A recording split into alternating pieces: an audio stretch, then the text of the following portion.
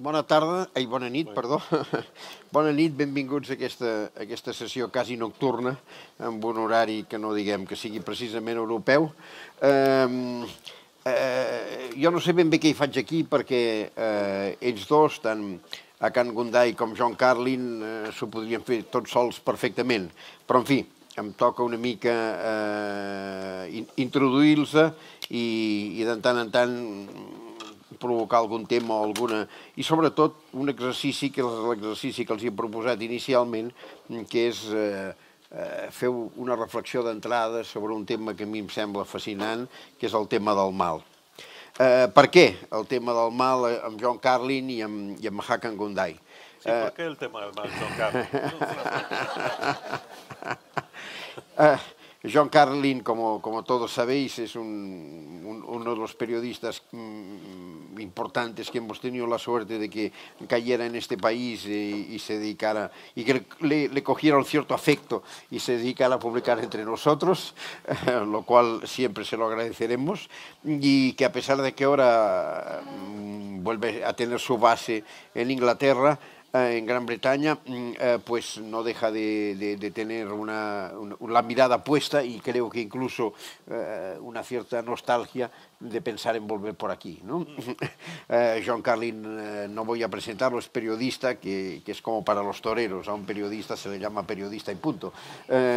Y seguro que conocéis sus libros, probablemente el más conocido, evidentemente, el libro sobre Mandela y Sudáfrica. Él me decía antes que él tiene un especial recuerdo de la época en que trabajaba en el Independent y tuvo ocasión de pasar temporadas largas tanto en Sudáfrica como en Latinoamérica. Y quizás por esta presencia en estos territorios, pues pienso que tus reflexiones sobre el mal me pueden resultar interesantes. Hakan Gundai es un escritor, creo que iba para esta moda, la peste contemporánea, que es la ciencia política, ser politólogo, pero se decidió por ser escritor, que es mucho mejor y mucho más interesante. Es uno de los escritores más distinguidos de la nueva generación, se dice un poco que es la estrella del mundo underground en Turquía, aunque vivir en la Turquía actual requiere cierto coraje, ¿no? Pero él está allí, sigue allí. Ha publicado diversos libros. AZ es uno de los que le dieron fama y sobre todo pues el que ganó el premio Médicis al escritor extranjero y que algunos han relacionado con Le Voyage au bout de la nuit de Céline. Céline había hecho la crónica de la Primera Guerra Mundial, tú habrías hecho la crónica de los refugiados y de este mundo, de este momento, ¿no? Este también es una razón para pedirte que hables del mal, ¿no? Hemos quedado que harían cada uno de ellos una breve intervención de 10 minutos, lo que les salga, y después interrelacionaremos, como se dice hoy. John, hemos quedado que empezabas tú. Adelante. Vale. Bueno, buenas tardes, buenas noches, un placer estar aquí. Cuando me entero de que tengo que hablar sobre el mal, me asusta un poco, no porque lo tome como un insulto personal, ¿no? Pero porque soy británico. Y los británicos no somos muy buenos para esto del pensamiento abstracto. Y esto del mal me parece un poco abstracto. Los británicos tampoco son gente muy dada ni a la religión ni la ideología, que son como primos hermanos de estas abstracciones filosóficas como el mal. Entonces, yo creo que en vez de meterme donde no me corresponde y donde no entiendo, haré lo que hacemos los británicos, que es ser, no sé, bastante pragmáticos, salvo, claro, hacemos cosas como el Brexit, pero no vamos a ir por ese camino que me desespero. Entonces lo que pensé es, sí, es verdad que yo, como acaba de decir Josep, yo he tenido bastante contacto con gente por individuos muy, muy, muy malvados en mis aventuras por el mundo. Y quizá lo que podemos hacer, yo les voy a contar algunas historias y quizá puede funcionar como una base para profundizar un poquito más, para que otros hagan el pensamiento abstracto del que yo soy incapaz. Y quizá, no sé, la idea de que hay algo objetivo que es el mal, me cuesta entender esa idea, pero lo que sí veo es que hay diferentes graduaciones del mal. ¿Cómo se mide el mal? Se mide el mal, por ejemplo, a través de la cantidad de gente que ha sufrido como consecuencia del hecho malvado, o es en función del motivo que la persona o las personas tienen para hacer el mal. Creo que son el tipo de preguntas que nos tenemos que hacer. Y, no sé, les voy a contar, como digo, de algunos personajes que he conocido, pero voy a hacer especial hincapié en un país que es fascinante y terrible al mismo tiempo y que conozco muy bien, que es Ruanda. Llegaré a Ruanda en un momento, pero les voy a contar un poquito mi como cronología o biografía del mal. Yo me crié en un ambiente burgués, acomodado, tranquilo, primero en Argentina y después en Inglaterra. Y estudié en Inglaterra, fui a la universidad, todo, y de repente un día me encontré que me había sumergido sin darme cuenta muy bien lo que estaba haciendo en algo que se aproxima a el mal M mayúscula. Y yo acabé la universidad en Inglaterra y me fui a Buenos Aires. Fui porque yo había crecido ahí y era una cosa como nostálgica, recuperar la infancia, qué sé yo. Y sin saber muy bien lo que estaba pasando, y era en plena época del régimen, de la dictadura militar. Y viví 3 años bajo el régimen de Videla y Galtieri, esta gente cuyos nombres recordarán, esos generales. Y es sin duda de los muchos lugares bastante siniestros en los que he vivido, de lejos el ambiente más siniestro, más que me imagino que tenía similitudes con el nazismo. Y fue una inmersión muy bestia la que tuve de este mundo, como digo, acomodado, inglés, porque tuve una novia argentina que empezamos a salir juntos al poco tiempo a llegar y su hermana había desaparecido. Con lo cual esto quería significar que la habían torturado y al final la mataron y le tiraron el cuerpo al río con pies de cemento. Y fue un clima muy, muy horrible en el que viví. Y llegué realmente a odiar a esa gente, a Videla, Galtieri y estas personas. Pero o sea, ellos son los más malos de los malos que he conocido. ¿Cuál fue su motivación? Quizás siempre, incluso con gente muy malvada, hay que hacer un cierto esfuerzo para meterse en su piel. Y Videla y Galtieri, por más burdos y banales que hayan sido, recordando la famosa expresión de la banalidad del mal de Hannah Arendt, ellos a su manera pensaban que estaban haciendo lo que hacían, matar a gente, desaparecer a gente, torturar a gente, para defender a su pueblo del mal, del comunismo, que para ellos tenía un aspecto como religioso, era Satanás. Lo mismo vi cuando de ahí me fui a Centroamérica. Los conocí personalmente a estos tipos, al general Ríos Montt, general guatemalteco, que después se convirtió en un gran religioso evangélico, muy convencido, pero que él mandaba a sus tropas a incendiar aldeas y morían 150 niños y mujeres en la aldea porque Ríos Montt mandaba a sus soldados a hacer esto. En El Salvador, el coronel Domingo Monterrosa, me acuerdo, yo fui a una masacre. Él había sido el responsable, él y sus soldados. Llegó a una casa destruida en la que hay 120 cadáveres. Cuando digo cadáveres, no, era más bien había calaveras y restos y buitres comiendo, son imágenes que nunca olvidaré.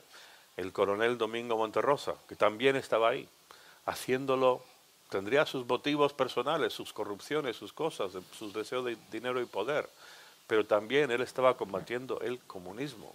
Y estaba convencido, o se había convencido a sí mismo, de que estaba haciendo lo que hacía para el bien de su pueblo. Fui a Sudáfrica, el apartheid. conocí a un coronel de la policía, se llaman la policía de seguridad, la policía política, la policía secreta, que se llamaba el coronel Eugene de Kock. Y Eugene de Kock era tan malo que tenía el apodo dentro de sus propios matones en la policía secreta que le llamaban Prime Evil, maldad primaria. Este señor, él con sus propias manos habría matado una docena de personas. Bajo sus órdenes habrían muerto directamente bajo sus órdenes otras 100 y después, como consecuencia de sus actividades, seguramente miles más. Me acuerdo que lo entrevisté una vez. Él sabía también que yo estaba escribiendo sobre él y era un encuentro bastante tenso. Era un tipo muy grandote, tenía unas gafas, unos lentes muy anchos, muy gruesos. Y me acuerdo que me dijeron que si en el transcurso de la entrevista con él levantaba la mano a las gafas y hacía así, significaba que me iba a matar. Afortunadamente, solo me enteré de esto después de la entrevista, porque si hubiera sido durante, cada vez que levantaba la mano hubiera dicho, no, baja la mano. Pero bueno, estoy aquí metiendo un toquecito de levedad en algo que fue muy terrible. Pero también, este señor primero estaba obedeciendo órdenes y él estaba convencido de que estaba defendiendo la civilización blanca contra la barbarie negra, contra el comunismo, contra no sé qué, y tenía una noción de deber hacia su gente.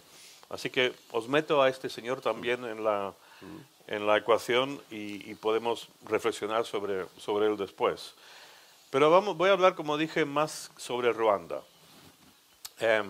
Como ven, he vivido en lugares donde han ocurrido cosas muy terribles y he visto cosas muy terribles, pero nada remotamente compara con el genocidio de Ruanda de 1994. O sea, si hay algo que se aproxima a el mal, M-A-L, todo en mayúsculas, tiene que ser lo que pasó en Ruanda, que es una de las grandes atrocidades de la historia escrita de la humanidad. O sea, el ritmo de matanzas en Ruanda superó el ritmo de matanzas del genocidio nazi. En 100 días mataron a 1 millón de personas y casi todos a machetazos. Y claro, hice montones de historias individuales y he entrevistado tanto a víctimas como a asesinos y no hay nada en mi experiencia que compare con eso. Y les voy a contar un par de casos particulares, otra vez más, como digo, para que vosotros reflexionéis. Uno, el genocidio fue en el año 94 y básicamente 2 tribus en Ruanda, los Hutus y los Tutsis. Los Hutus la mayoría, como el 80-85%, y el régimen Hutu en el año 94 decide que van a exterminar a los Tutsis de la faz de la tierra. Igual que los nazis a los judíos llamaban a los Tutsis cucarachas. Hay que exterminar las cucarachas. Entonces, y casi lo lograron. O sea, quedaron, no sé, quizá otro millón vivos, pero 1 millón que mataron en 100 días a machetazos. Y era como trabajo, los agarraban y los ataban y los tenían ahí y la gente se tomaba descansos para desayunar, tomar el café entre matar a la gente.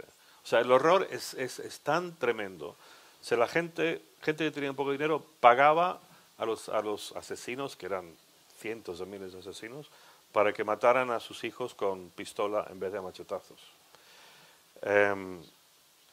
Para que la gente no se escapara, le cortaban una pierna, entonces se podían ir a tomar su café y volvían y terminaban el trabajo. Entrevisté 9 años después. Claro, esto acabó cuando una guerrilla tutsi entró, derrocó al gobierno, derrotó al ejército del gobierno y tomó el poder. Y ahí se acabó el genocidio. Claro, recordarán los que recuerdan algo de esto que fue un escándalo total, que la comunidad internacional, la famosa comunidad internacional, no hizo absolutamente nada para intervenir y frenar esto, ni Naciones Unidas, ni nadie. Y bueno, como metieron a unas 100.000 personas en la cárcel, 100.000 personas muy, muy malas. Y 9 años después, en 2003, hubo una amnistía. El gobierno, que era la gente que había tomado el poder en el 94, decidió liberar a 40.000 personas. Todos se sabía que eran asesinos.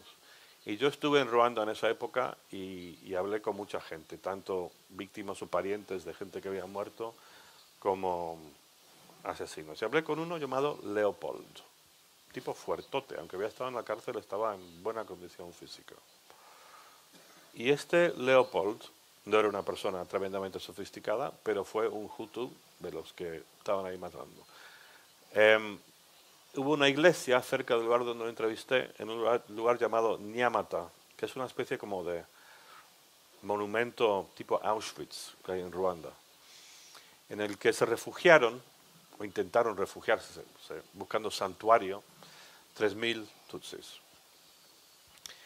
En santuario nada, o sea, Dios no vino a ayudar a nadie. Aparte de esa iglesia la conozco, y aún hoy hay una estatua de la Virgen María ahí que mira sobre esto. Y ahí estaba la estatua de la Virgen María mientras mataron a 3.000 personas dentro de esa iglesia, casi todos a machetazos. Y Leopold me dijo que él calculaba que en esos 100 días él habría matado a más de 100 personas, incluyendo varias dentro de esa iglesia. Hubo un momento, para mí, clave, revelador en todo esto, que, como digo, contribuye a esta discusión, debate sobre el mal.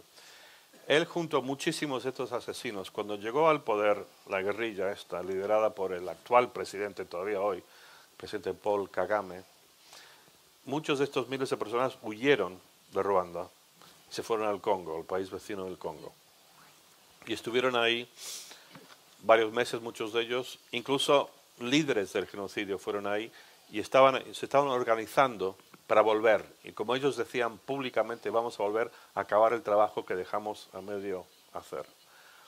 Pero mucha de la gente que, como este Leopold, sufrió en Congo en el sentido de que no tenían comida, estaban fatal, viviendo ahí en la jungla. Y el presidente Paul Kagame, el que había acabado con el genocidio Tutsi, mandó un mensaje a toda esta gente, que habían como unas 100.000 en el Congo, que si volvían, no es que los iban a perdonar, pero no los iban a matar. Los iban a someter a una especie de juicio y que los meterían en la cárcel, no se iban a matar. Entonces, Leopold hizo el cálculo, mira, me la voy a jugar, o me muero de hambre aquí, o igual me matan ellos, pero me dicen que no. Y me dijo Leopold, cuando en una larga entrevista que tuve con él, extraordinaria entrevista que obviamente nunca olvidaré, dice que cuando llegó a la frontera de Ruanda, de su país, ahí estaban los soldados tutsis, y me dijo con toda honestidad y asombro aún, que lo que le sorprendió más que nada era que los soldados tutsis no tenían ni cuernos, ni orejas largas, ni colas. Pero lo dijo no en broma.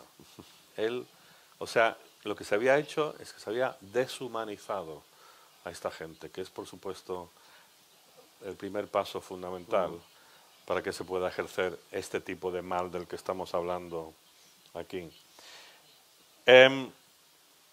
Esa historia, y voy a acabar con una más, que es el presidente Paul Kagame, que es una figura tremendamente polémica para aquellos de nosotros que nos interesamos en el tema de Ruanda. Y hay una división total en que gente que cree que si lo ponemos todo en la balanza es algo positivo para su país, y otros que creen que es la encarnación del mal.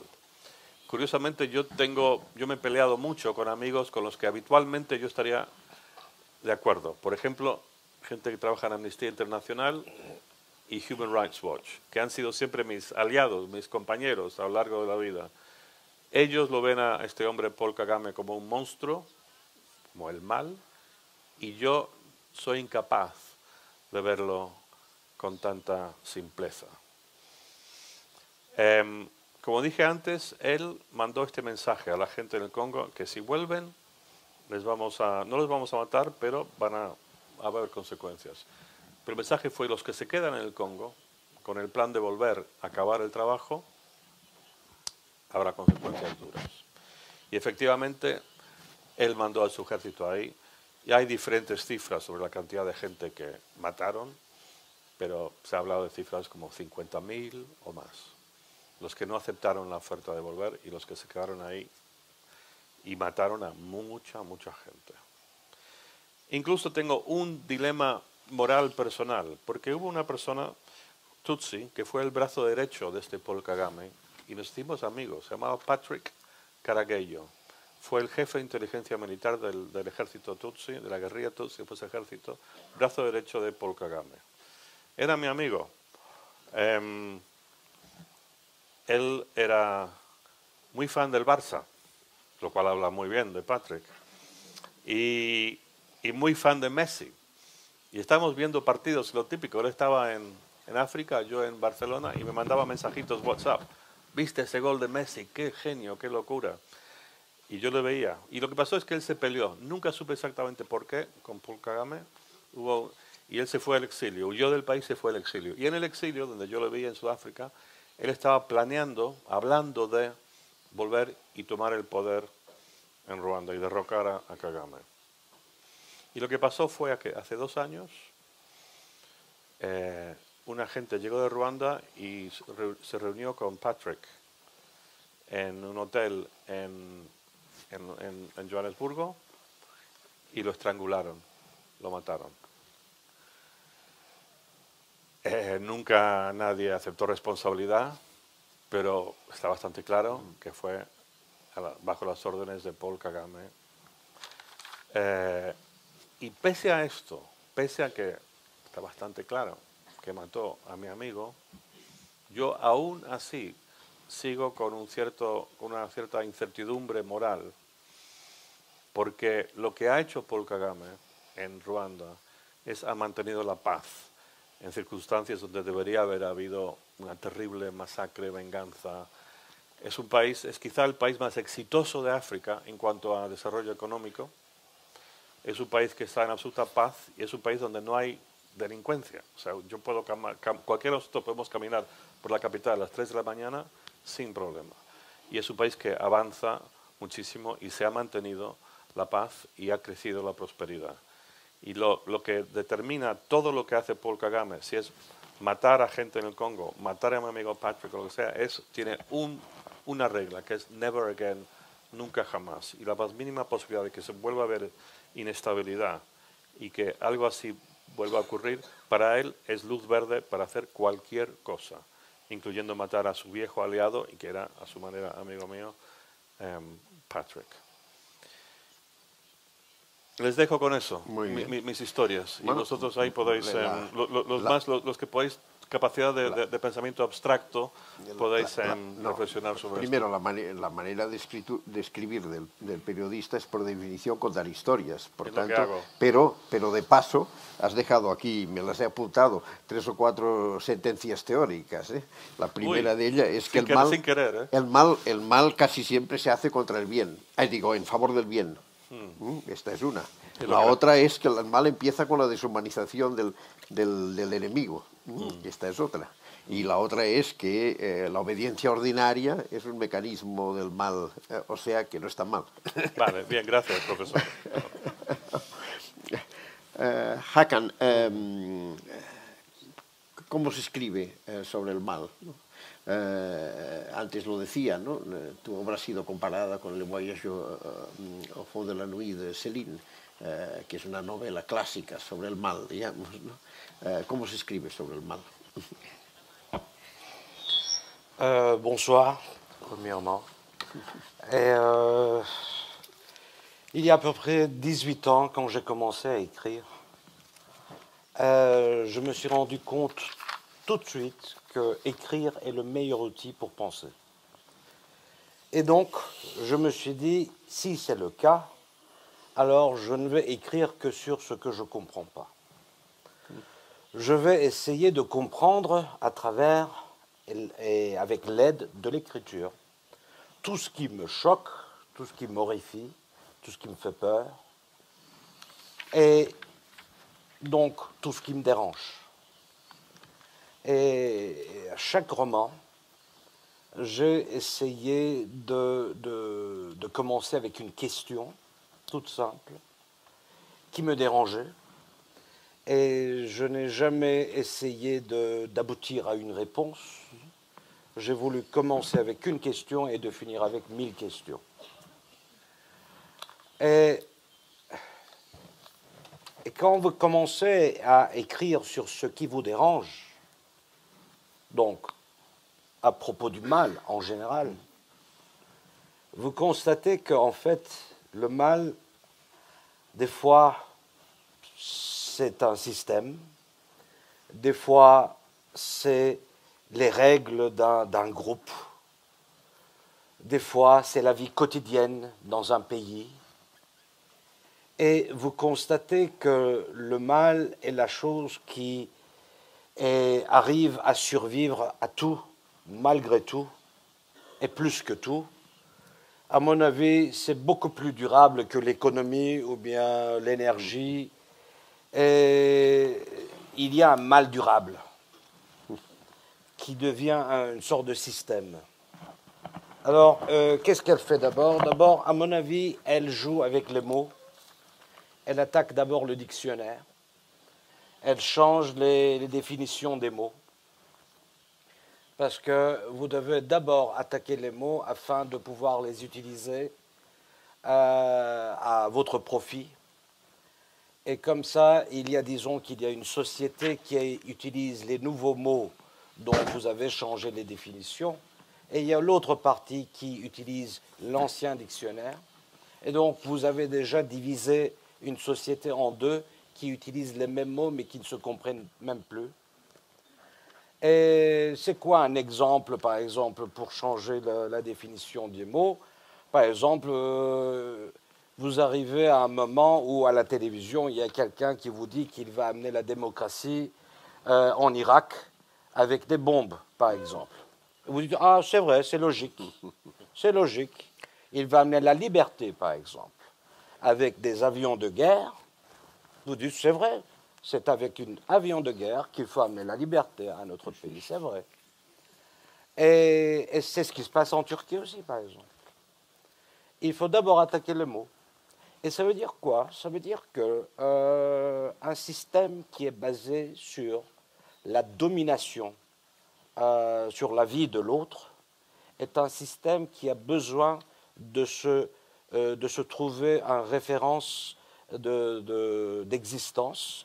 Donc ça veut dire quoi? Il faut qu'il trouve un discours rhétorique qui va faire de lui le bien. Il doit se vendre. Il doit se vendre à la majorité en disant que c'est lui qui est le bien dans toute l'affaire. Et pour cela, il faut qu'il divise l'être humain en bien et mal, parce qu'on sait très bien que la question du bien et du mal, c'est une question de chaque moment.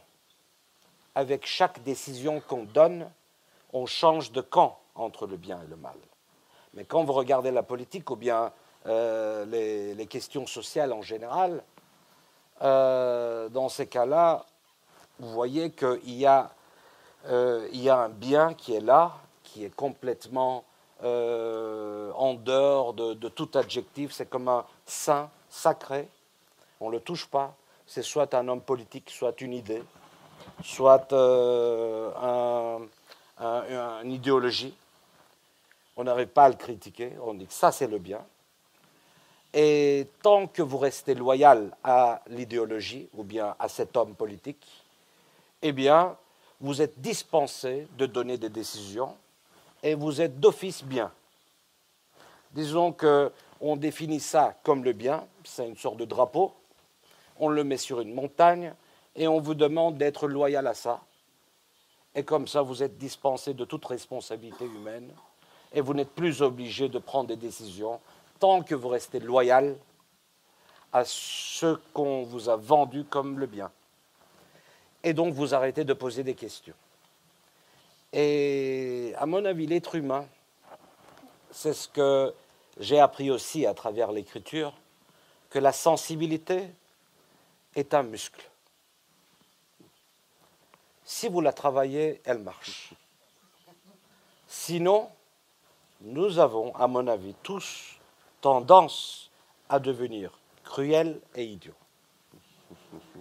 Si on accepte ça, on peut commencer à se battre contre ça. Mais il faut d'abord accepter ça. On a vu ça où? Le dernier roman que j'ai écrit, c'est sur les trafiquants d'hommes, sur comment on trafique les immigrants, comment on les fait passer à travers les frontières. Et le roman était sorti en 2013, juste au début de la guerre civile en Syrie. Et après tout ce que j'ai vu, en fait, j'ai vu deux choses. D'une, je croyais avoir imaginé toutes les atrocités possibles qu'on pouvait faire subir aux immigrants. Mais la vie m'a montré que, en fait, j'étais très naïf. Parce que, par exemple, moi, je n'ai pas pu imaginer qu'il aurait été possible de faire fabriquer des fausses gilets de sauvetage et de les vendre à des immigrants à Izmir, c'est une ville qui est au bord de la mer Égée, à des gens qui vont essayer de passer la mer Égée pour aller en Grèce. Donc ce petit commerçant, comme il ne va jamais revoir le client parce que soit il va mourir, soit il va passer de l'autre côté de la mer, il leur vendait des fausses gilets de sauvetage. Moi, je n'avais pas assez d'imagination pour imaginer ça. Mais lui, il a pu imaginer quelque chose pareil. Ça, c'est la première chose que j'ai encore réalisé, qu'il est impossible d'écrire quelque chose de plus cruel que le journal télévisé. Impossible. Et c'était aussi très étrange de voir combien, surtout dans les pays de l'Union européenne, de voir les gens qui étaient surpris de voir qu'il y avait des centaines de milliers, des millions de gens qui essayaient de s'échapper de leur maison, de partir de chez eux. Et tout le monde était choqué et surpris avec cette arrivée. Et pour la première fois, on a commencé à parler de l'immigration, de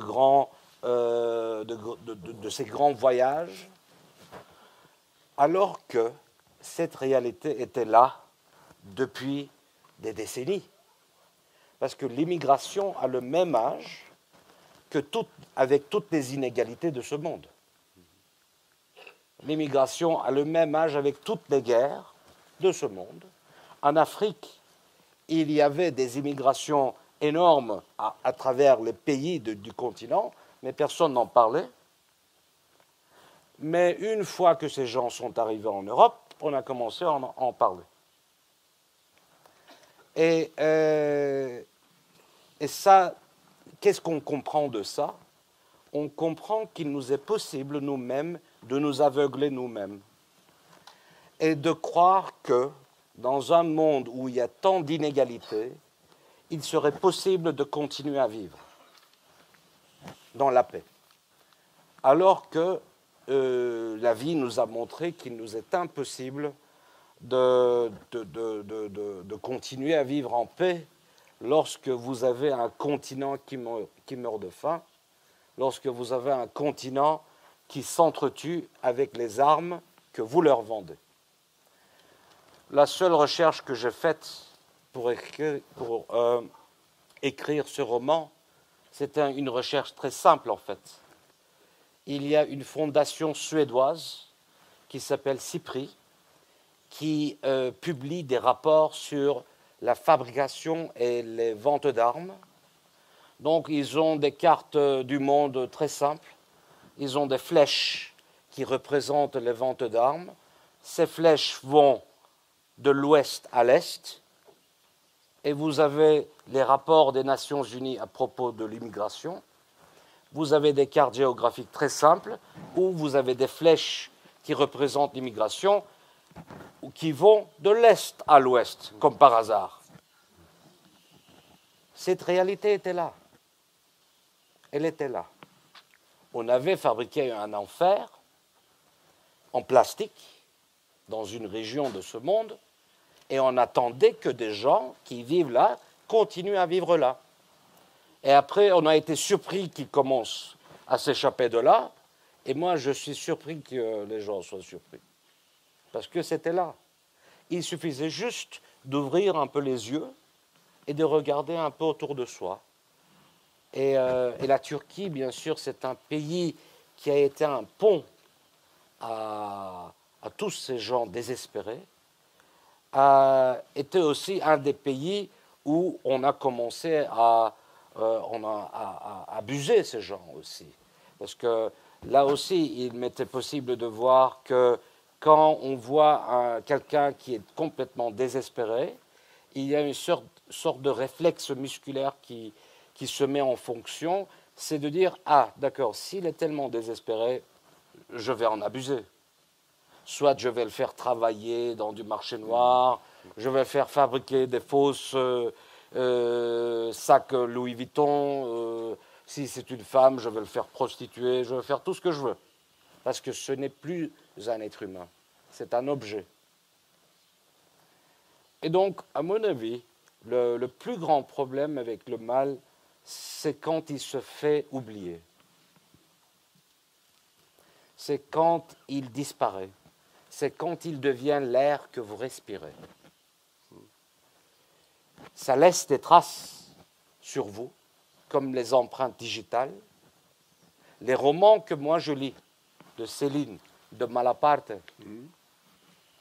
par exemple, les textes du fameux poète Cypriot, ce sont des textes qui vous montrent les empreintes digitales du mal qui ont été laissées sur votre peau.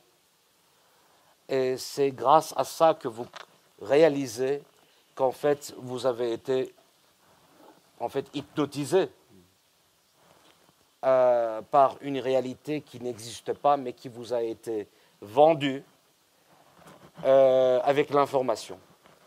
Il y a deux sortes d'informations. L'information qui arrive jusqu'à chez vous et l'information après laquelle vous courez pour l'obtenir. L'information après laquelle vous courez, c'est une information qui a beaucoup plus de chances d'être vraie. Mais l'information qui arrive jusqu'à chez vous sans que vous fassiez aucun effort, soit par la boîte postale, soit par l'Internet, a souvent un point commun, toutes ces informations-là, ils veulent vous vendre quelque chose. C'est soit un crédit d'une banque, soit une voiture, soit un fer à repasser, soit une idéologie ou bien un préjugé.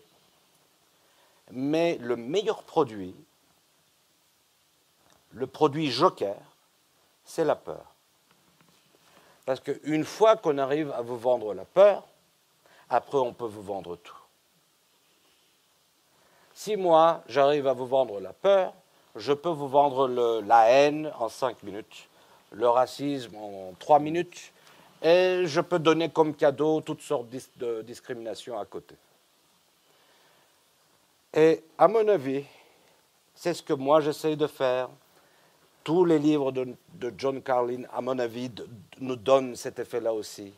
Tous ces romanciers qui m'inspirent essayent de faire ça. En fait, ils essayent juste de me faire poser une simple question. Ils me disent, tous ces romanciers, si tu vas acheter une peur, s'il te plaît, demande d'abord son prix. Tu vas payer combien? Avec quoi tu vas le payer? Avec ton humanité? Avec ta logique? Avec quoi?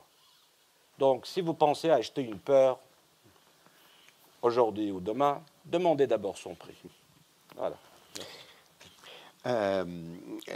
Ampet, de lo que tú vienes de decir, hay por lo menos dos funciones claras de la escritura. De lo que tú vienes de decir, hay por lo menos dos funciones claras de la escritura. Una, si el mal consiste en cambiar el diccionario, la primera función de la escritura es salvar las palabras.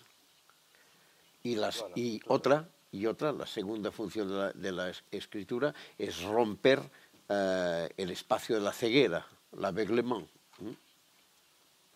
Voilà, c'est essayer de rendre visible ceux qui essayent de rester invisibles. C'est ça. Parce que le mal, il faut qu'il soit invisible. Il faut qu'il devienne un système qui devient invisible. Il faut que ça devienne la vie quotidienne pour que vous ne puissiez plus le questionner, pour que vous ne pouvez plus en parler. Il faut que ça devienne la vie réelle. Et donc, vous perdez la notion de la réalité, vous entrez dans ce jeu-là, vous commencez à parler avec des mots qui n'existent plus. Par exemple, quand je pense aux États-Unis, qui essayent de faire de la pression sur l'Iran concernant la production de l'uranium, tout ça. C'est le seul pays qui a jeté une bombe atomique dans l'histoire humaine, qui essaye d'arrêter un autre. Quand on oublie tout ça, tout nous paraît très logique. Quand on oublie tout ce qui se passe dans le Moyen-Orient, tout nous paraît logique. Et à mon avis, la plus grande illusion qui est vendue par le mal, c'est la sensation, c'est l'illusion de croire qu'on est seul sur cette terre, ou bien qu'on est le seul propriétaire de cette terre, de cette planète. À mon avis, c'est le plus grand mal qu'on peut faire à quelqu'un, c'est de le faire croire qu'il est le seul être humain dans ce monde. Alors que bien sûr que ce n'est pas le cas. Vous pouvez croire autant que vous voulez que les frontières peuvent vous protéger de toute famine, de toute pauvreté. C'est impossible. Il y a un écrivain haïtien, Denis Laferrière, un très bon écrivain. Un jour, il avait dit s'il y a une bombe dans l'avion, voler dans business class ne va pas vous sauver. Voilà. John, no sé si quieres reaccionar a alguna de las cosas Sí. que ha dicho, pero bueno, pues empieza y después yo te planteo un par de cuestiones. Vale. No, el tema de la inmigración. Hay algo en la inmigración, en estos roces que genera, que es muy animal en nosotros, que es esa sospecha o temor al otro. O sea, dentro de África mismo, o sea, en África donde no están vendiendo armas de un lugar a otro, o sea, viene X tribu y se enfrenta con otra tribu y hay problemas. Es algo muy fundamental de los seres humanos, que igual que en la selva africana viene hay leones, pero viene una nueva manada de leones, no manada, ¿cuál es la palabra para leones? Bueno, Sí, sí. familia de leones y hay roces, ¿no? Entonces, en Sudáfrica, es muy interesante esto. Sudáfrica, los negros ahí durante siglos luchando con los blancos por el dominio y tal. Y durante los últimos, no sé, 50 años antes de que Mandela llegara al poder y acabara el apartheid, gran solidaridad de los países africanos con los negros africanos en su lucha. Viene la democracia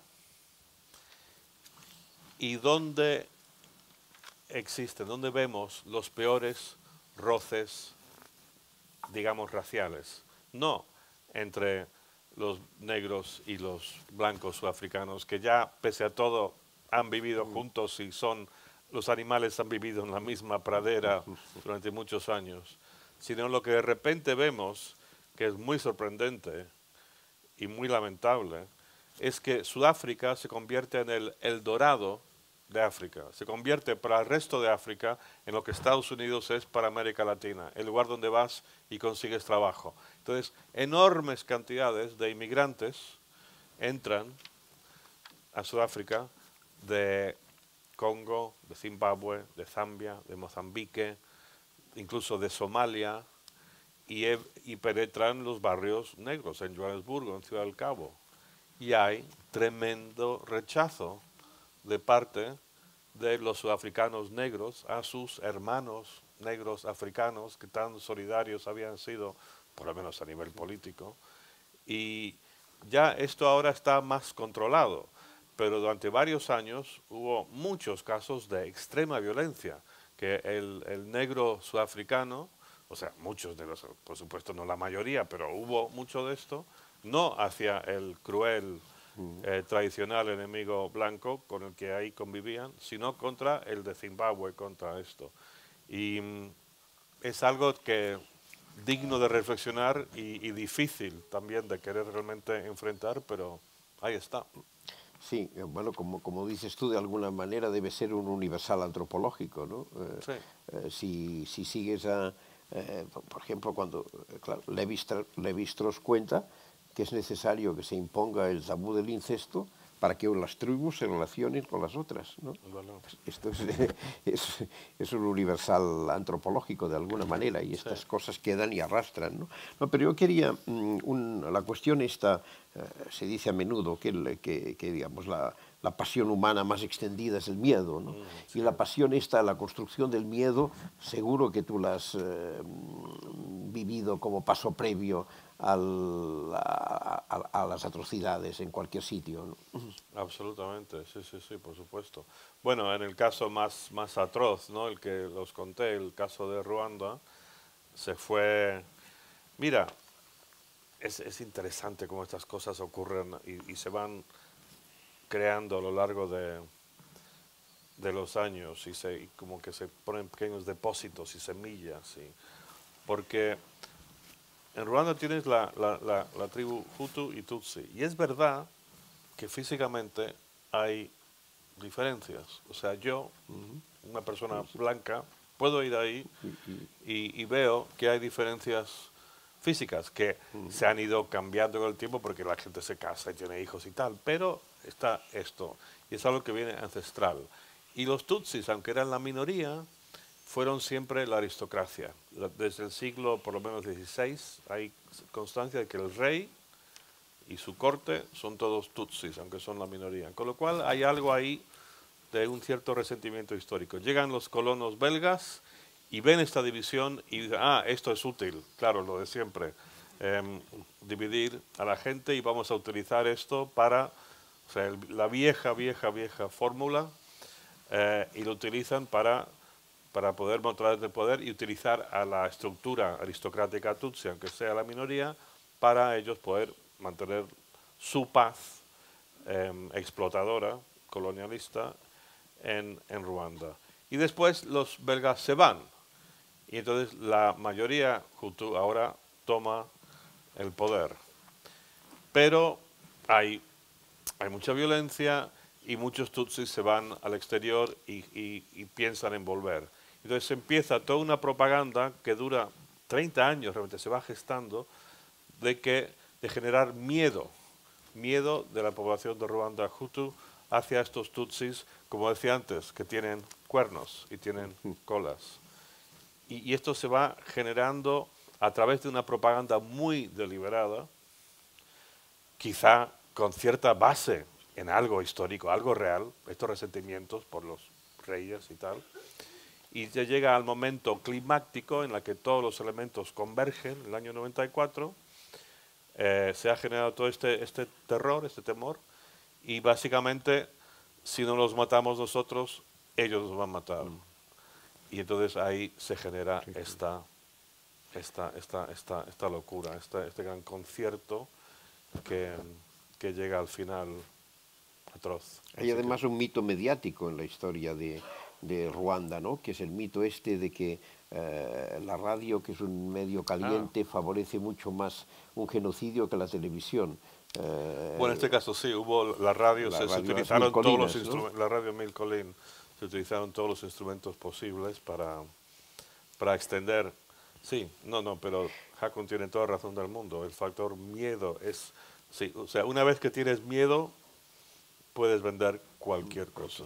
cualquier cosa, Tú- tú- hasta una atrocidad tan enorme como esto. Tú, a propósito de Kagame, planteabas una cuestión interesante, que es lo que podríamos llamar una cierta economía del mal, ¿no? Hasta qué punto la preservación de una situación, digamos... Es un debate muy complejo y como duda. ves, o sea, hay una polémica tremenda y a mí me cuesta decidir entre cuál hay que elegir entre diferentes grados de mal. ¿Tenías alguna cosa a comentar lo que ha dicho John? Oui, ça me fait penser en fait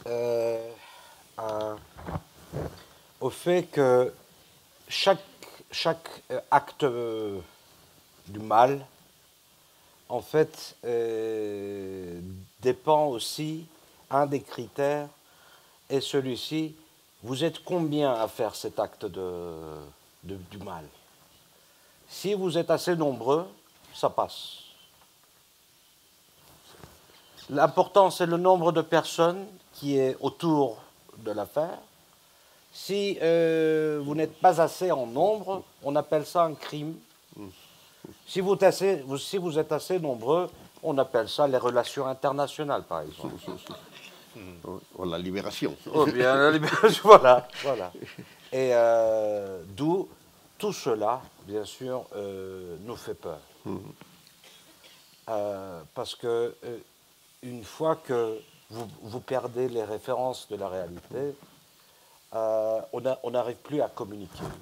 Et à mon avis, le mal, étant un système, a besoin ultime de d'abord attaquer aussi la communication entre les individus et la communication entre les sociétés.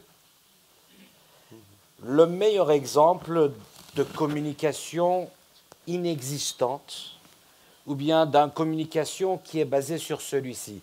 Tais-toi, c'est moi qui vais dire qui tu es. Le meilleur exemple, c'est la relation de l'Orient et l'Occident. C'est une communication basée sur les préjugés, c'est une communication basée sur la peur, et une communication qui est basée sur la non-communication. Et ça marche des deux côtés. Comme ça, tout le monde est bien dans son propre camp. Vous n'êtes pas obligé de vivre ensemble ou bien de créer quelque chose ensemble.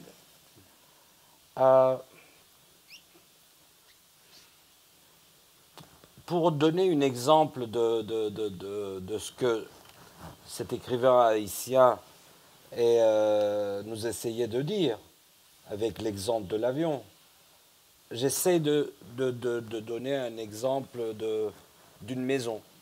Vous avez une maison et vous avez une chambre avec une piscine où il y a des gens qui boivent des cocktails autour.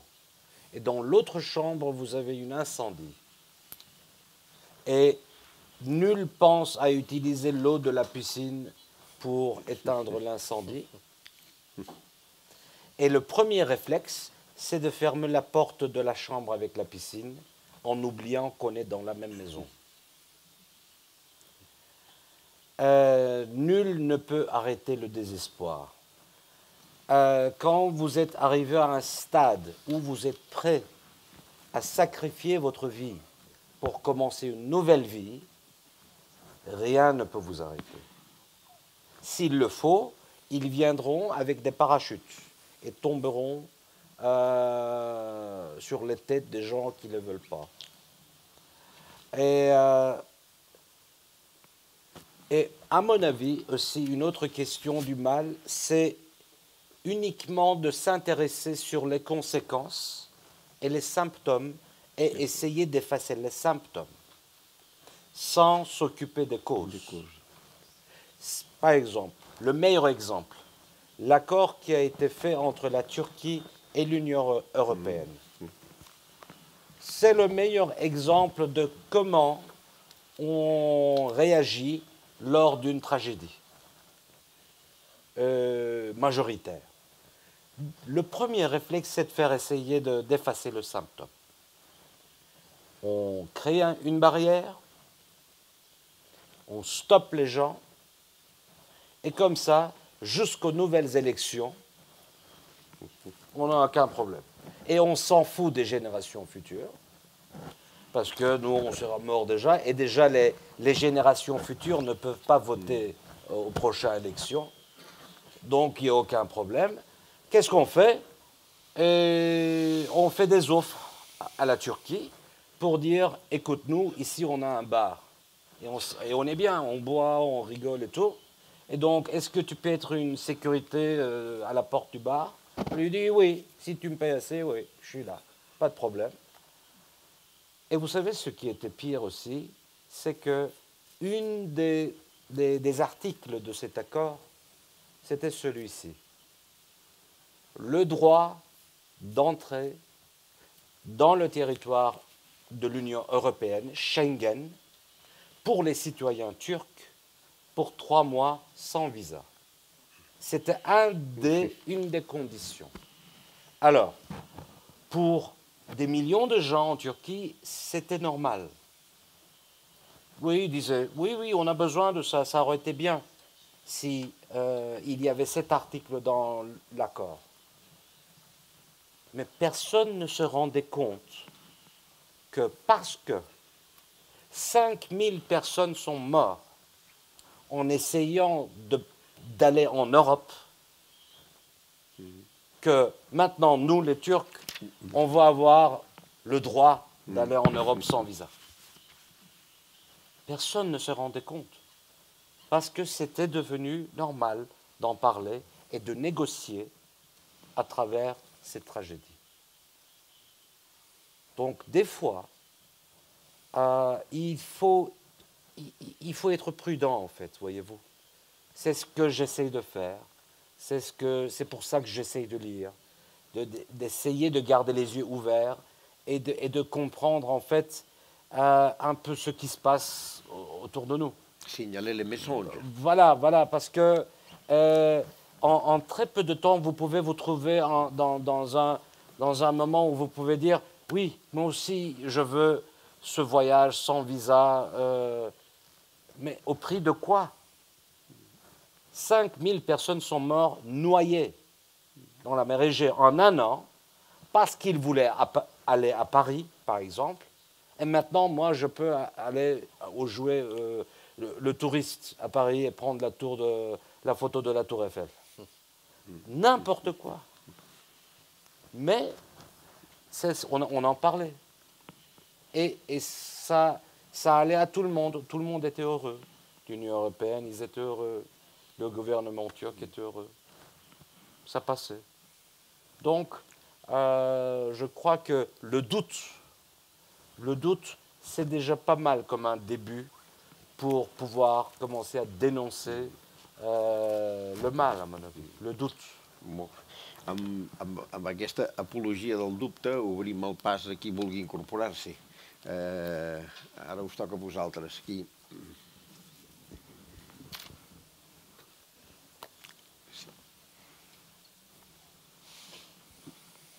De moment no veiem ningú, però la llum es baixarà. C'est très bien, ça veut dire que tout est clair. C'est bien. Ça veut dire que... Ah, voilà, maintenant on le voit.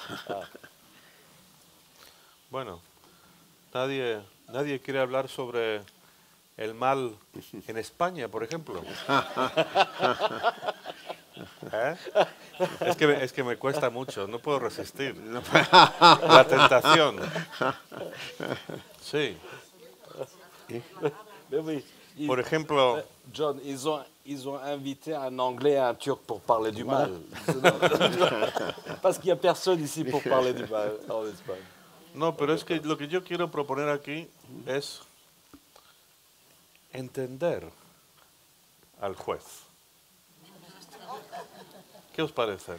Bueno, pues algo provocador. Me estoy saliendo un poco del guión, pero me estoy portando mal.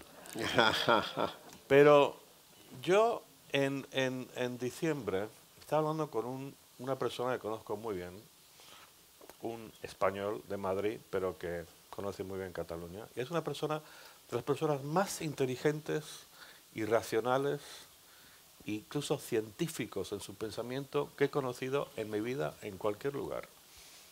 Y es un español de Madrid. Y estamos hablando sobre la cuestión catalana, con aparente racionalidad en la conversación. Yo tenía un punto de vista algo diferente a él, pero bueno, ahí estamos conversando. Hasta que de repente él me dice, es que los líderes independentistas son unos nazis. Y yo le dije, mira, no podemos seguir esta conversación. O sea, es absurdo. O sea, yo no puedo. O sea, primero que digas semejante gilipollez y segundo, también la implícita, increíble falta de sensibilidad hacia todas las millones de víctimas del nazismo. O sea, me parece, o sea, hablemos de fútbol, de cualquier cosa. Esta conversación ya no va a ningún lado. Pero bueno, si una persona tan inteligente, y créanme que lo es, incluso cosmopolita, piensa esto, entonces me hace pensar que hay mucha gente en el establishment político español que piensa igual. Con lo cual, el buen juez y su gente están siendo absolutamente responsables. Porque si esta gente son nazis, hay que meterlos en la cárcel. Y sería una colosal irresponsabilidad no hacerlo. Pero esto es lo que tú contabas, el proceso de construcción del relato que hace posible la ejecución del mal, digamos. Correcto. Y lo que también contaba Hartmann, exactamente. Pues en este sentido es una formulación clásica, ¿no? Es clásico. Nada nuevo bajo el sol. Es desesperante. Y por eso todavía es más desesperante cuando la política claudica y lo deja en manos de un poder como es el Poder Judicial. Sí. Y el Poder Judicial es a su vez es una expresión de cosas muy básicas, emocionales, de temores, de envidias, de odios, de vanidades, de... Bueno, yo quería aceptar la provocación de John Carlin. Hace pocos días entrevisté a una directora de un periódico de Barcelona y me decía, tengo muchos amigos en Madrid y cuando hablamos de Cataluña se incomodan y es el único conflicto, dejan de aplicar todos los parámetros que utilizan para analizar otros conflictos cuando hablan de Cataluña. Dímelo a mí. Exacto. Entonces, en relación habéis hablado del miedo. Yo creo que el miedo exige, hay un componente previo muy importante para el miedo, que es el desconocimiento. Y a mí lo que me alarma Exacto. Y lo que me, digamos, en fin, es el desconocimiento que gente culta como persona con quien hablabas en Madrid, gente culta, cosmopolita, viajada, intelectual, pueden desconocer la realidad de Cataluña. Es una cosa impresionante. Sí, y llevándolo a un extremo, o sea, tan terrible como el de Ruanda, también este señor que pensaba que esta gente tenía cuernos, la base era el desconocimiento, y el desconocimiento y la ignorancia generan miedo. Pero es verdad que a mí me llama poderosamente la atención el desconocimiento que hay de Cataluña, de cómo se siente la gente políticamente en Madrid. O sea, es como si estuvieran en Turquía, o en Siria, o en Indonesia. Me parece extraordinario, pero bueno, ese es otro tema. Pero fíjate, hay una anécdota que lo explica muy bien esto, ¿no? En cierta ocasión, Rajoy dijo en televisión, es que yo no sé quién gobierna en Cataluña. Es decir, si el presidente del gobierno de España no sabe quién gobierna en Cataluña, que debería ser él, quiere decir que entiende que Cataluña es un territorio ajeno. No es extraño que tenga desconocimiento, entonces, ¿no? Es un acto fallido bastante significativo, ¿no? Sí. Perdona. ¿Qué opinas? Sí. La volonté de faire pression sur l'autre, la volonté de dominer la vie de l'autre, la volonté de contrôler les idées de l'autre est vraiment une maladie. C'est une maladie humaine. On a tellement de besoin de vivre avec nos semblables qu'on veut que tout le monde soit comme nous. Parce qu'on a tellement peur de l'autre, on veut des milliards de nous-mêmes. On veut en fait 7 milliards de miroirs. Qué aburrimiento, ¿no? Voilà. Et donc, et ça nous pousse à des fois voir des hommes avec des cornes, mais le plus souvent, ça nous pousse à ne pas voir l'autre. On ne le voit plus. On vit ensemble, on prend le bus ensemble, on prend le métro ensemble, on va à l'école ensemble, on travaille ensemble, mais on ne le voit plus. On ne sait même pas s'il est de Catalunya, s'il est là, s'il a des problèmes d'existence, d'identité ou de quoi que ce soit. On ne l'entend plus, parce que pour dire quelque chose pareil comme le président d'Espagne a dit, ben, il faut d'abord être sourd. Il faut d'abord ne pas entendre et ne pas voir, ne pas regarder. Et donc, dans ces cas-là, je crois qu'il faut faire plus de bruit. Pero quizá no, Augmenter le volume. pero quizá no ver al otro para nada tiene sus puntos positivos. Yo vivo en Londres. Y Londres, yo creo que dentro de lo limitada que es nuestra especie y poco evolucionada, ha logrado una convivencia, yo diría que bastante ejemplar, en un lugar donde todo el planeta está ahí. Por ejemplo, una cosa de que yo me siento muy orgulloso como londinense es que un mes antes de la cretinidad del Brexit tuvimos una elección para alcalde en Londres. Sí. Y ganó Khan. Y eran dos candidatos, un señor alto, rubio, guapo, clásico, inglés, tipo casi James Bond, y un señor bajito, hijo de inmigrantes pakistaníes, llamado Sadiq Khan, y más del 60% de la gente de Londres votó por Sadiq Khan. Pero no tanto quería hablar de esto, aunque es algo que llama la atención, sino yo creo que parte del secreto de que en Londres convivimos todos bastante bien, mejor que en la mayoría de los lugares donde tanta gente se mezcla. Y tengan en cuenta que más del 30% de la población de Londres nació fuera del Reino Unido. Es que no nos importa un carajo los demás. No tenemos el más mínimo interés, los ingleses. No nos interesa, no nos vemos. We don't give a shit. Y viene la señora con su burka. La señora con su burka, fine. Viene el tipo de Pakistán, de Gambia, de lo que sea.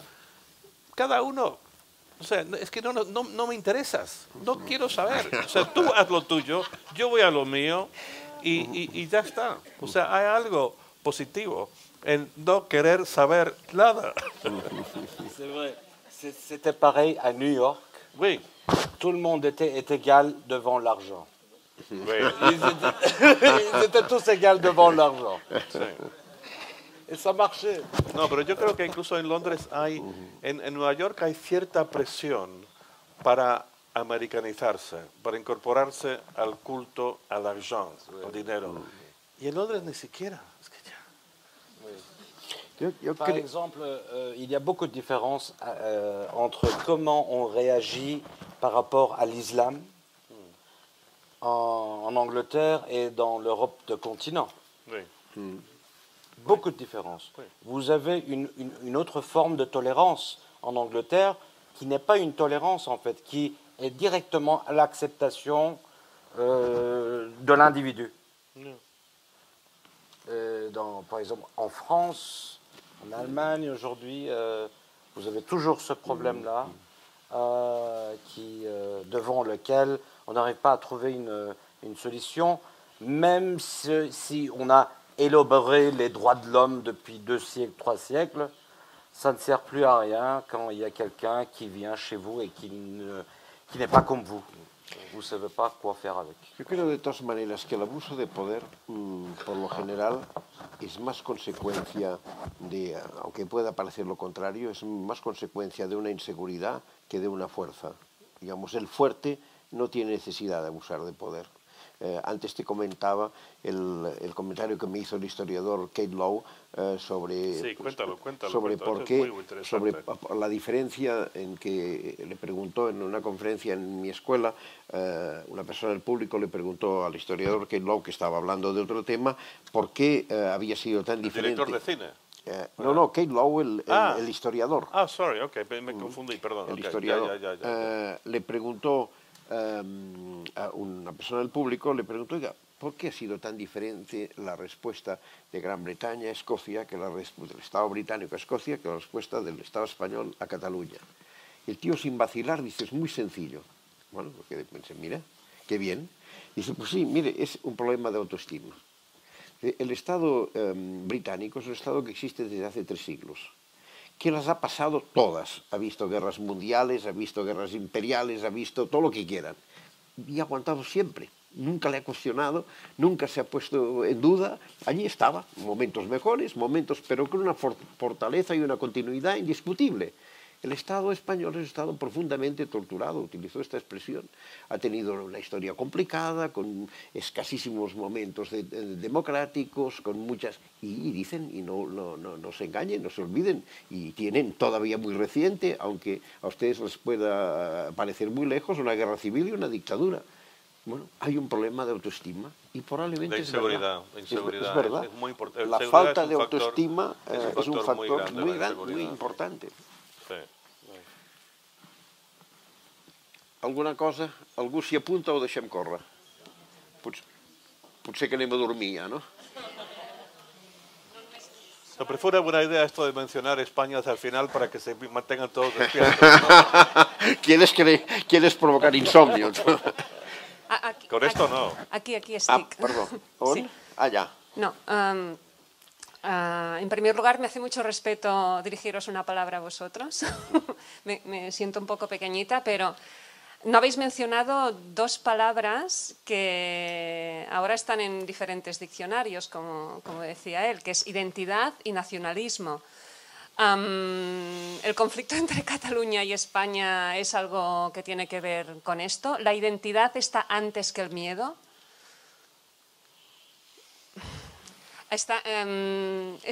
Para mí es mi pregunta fundamental, porque ahora ya estamos hechas un lío, ya no sabemos si decir catalanes o catalanas porque alguien se puede ofender porque yo soy catalán y no opino lo mismo. ¿Sabe? Entonces, ¿ya qué soy? ¿Qué dejo? Se mezcla en esta historia. No sé, es que de verdad es muy duro, yo ya no sé cómo hablar. Yo no tengo hijos, tengo sobrinos. Ya no sé cómo hablarles y me da miedo cuando sus padres les dicen nosotros los catalanes. Digo, madre mía, digo, ya la están cagando diciendo nosotros los catalanes. No sé si me explico. Entonces, y en la identidad se mezcla lo que decíais ahora de la inseguridad, ¿no? Yo pienso que no hay un conflicto de identidades, o sea, es lo que pienso en el fondo, sino que hay un conflicto de identidad en tanto que seres humanos. Y yo creo que el neoliberalismo, las guerras, yo que sé qué, ha destrozado algo que no sé si alguna vez ha existido, pero que es una identidad previa a todo, que pueda evitar que una persona, pues que la persona que decías de Madrid pueda tratarme a mí de nazi, por favor, porque si yo voté a un nazi es que yo soy nazi, ¿no? Entonces, pero bueno, quisiera que reflexionarais, no sé si me explico mucho, pero estas 2 palabras que están sobre la mesa y ya no sé qué quieren decir. Todos nosotros es siempre un peligro porque es el origen de la construcción de un otros. Y por tanto siempre es un o y no un i. Esto es una realidad manifiesta, ¿no? Pero sí que es verdad lo que apuntabas, que una super individualización, una super ruptura de a mi entender, una super ruptura de la idea de comunidad, de la idea social, en unos tiempos en que parece que solo existen los individuos, pues sí, tiene un problema, que la gente se siente aislada y busca dónde asentarse, y por eso lo que está ocurriendo aquí no es nada distinto de lo que está ocurriendo en otros muchos países de Europa, tanto el lado catalán como el lado español, ¿no? Bueno, en Estados Unidos. Estados Unidos, por ejemplo. Que de repente Estados Unidos está dividido no en dos países, sino en dos especies, prácticamente. Sí. Un momento, la última aquí. ¿On? Hola, buenas noches. Yo quisiera hacer una pregunta sobre Turquía. En el último año ha habido realmente situaciones muy conflictivas y Erdogan ha encarcelado cantidad de periodistas, intelectuales, civiles, de 1.500 en 1.500, o sea, no un detenido, otro detenido. Y para mí, Turquía ha hecho un retroceso a nivel en sus posibilidades para entrar en la Unión Europea, porque esto me parece unos comportamientos claramente de dictadura. Me gustaría, si no le importa, me dijera cómo viven los turcos esta nueva ola de represión, de encarcelamientos, etcétera.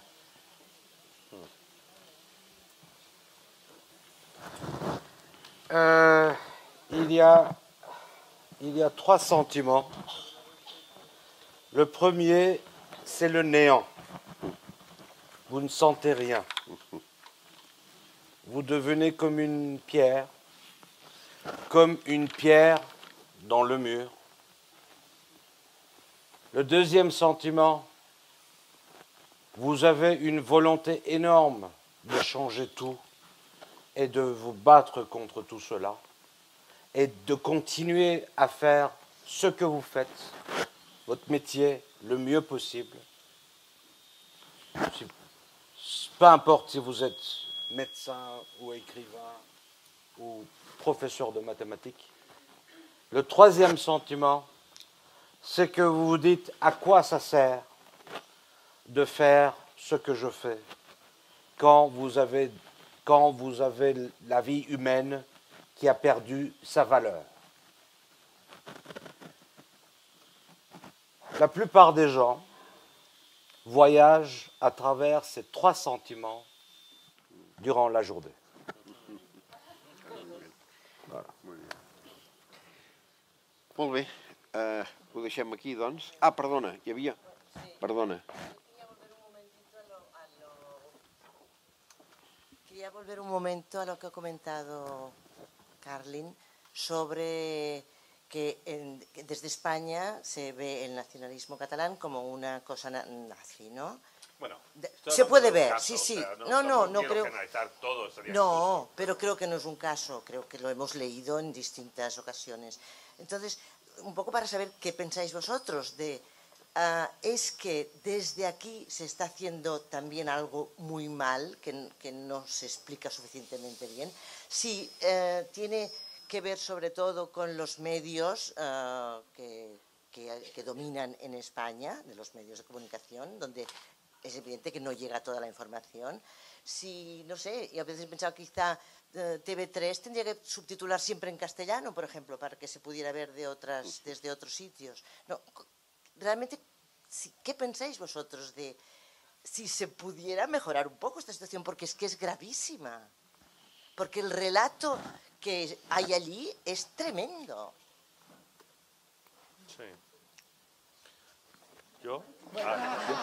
Vale. Yo ya escribo cada semana sobre eso. Bueno, mira, yo como, no sé si lo dije antes, pero yo soy mitad español, mi madre es de Madrid, tengo mucha familia en Madrid y siempre voy para Navidades y muchas cosas. Estuve ahora en Navidades en casa de mi madre y toda la gran cena familiar, la comida familiar, todo lo demás. Y en ningún momento hablamos del tema catalán. O sea, sabíamos que no podíamos. Y yo no soy catalán, yo no soy siquiera independentista. Pero yo saco ese tema y todo acaba fatal. Y se ponen todos histéricos conmigo porque lamentablemente mi posición, lamentablemente desde su punto de vista, no es 100% con, digamos, el establishment español y 100% en contra de los independentistas, sino que yo nunca he pensado que es una buena idea la independencia, pero siempre he sentido un perfecto y profundo respeto por cualquiera que opina. Y eso no se permite. Y la cosa está tremendamente polarizada. Y claro, lo ves desde fuera, lo ves desde un país que tiene problemas mucho más agudos y complicados como Turquía, o lo ves como un lugar con donde acabo de estar otra vez hace poco, Ruanda, y claro, estáis todos absolutamente locos. O sea, tomar un poco de perspectiva. Como me decía el otro día que un argentino que decía, ¿y ustedes los catalanes qué les pasa? Es que se aburren. O sea, se tienen que inventar estos problemas. Porque claro, yo escribí en aquella feliz época, cuando escribía para el diario El País, estuve en Australia hace un par de años, y escribí un artículo bastante satírico sobre Australia, que Australia es el país perfecto. Australia es Escandinavia, con sol y con vinos y buena comida y playas y todo. O sea, Australia está perfecto, pero tú lees los periódicos en Australia, ves las noticias, una cantidad de dramas, pero se los inventan todos, es que se aburren, tienen que inventarse problemas. Y de cierto modo, uno toma un poco de distancia y ve, o sea, lo bien, pese a todo, que está España, que son los mejores países de la Tierra, sin duda, y de la historia de la humanidad en cuanto a las condiciones materiales, y estáis todos bastante locos. Pero, de todos modos, yo aquí también tengo mi cuota de interés y de mi inversión emocional y tampoco soy capaz de tomar esa fría distancia. Y hoy me entero esta tarde de lo que ha pasado y me indigno profundamente, pero profundamente me indigno. Y bueno, es una falta de comunicación, es eso, lo que de ignorancia y lo que me llama la atención para acabar ya, es que, o sea, lo veo también con el Brexit en Reino Unido y lo ves en tantos lugares, la extraordinaria capacidad del ser humano de generarse líos absolutamente, espectacularmente innecesarios. Con lo fácil que hubiera sido resolver este tema catalán hace 5, 6, 7 años o incluso hace 6 meses. O sea, facilísimo. Pero no. ¿Cómo somos los seres humanos? ¿Cómo somos? Muy bien, le dejamos la última palabra a John. Gracias.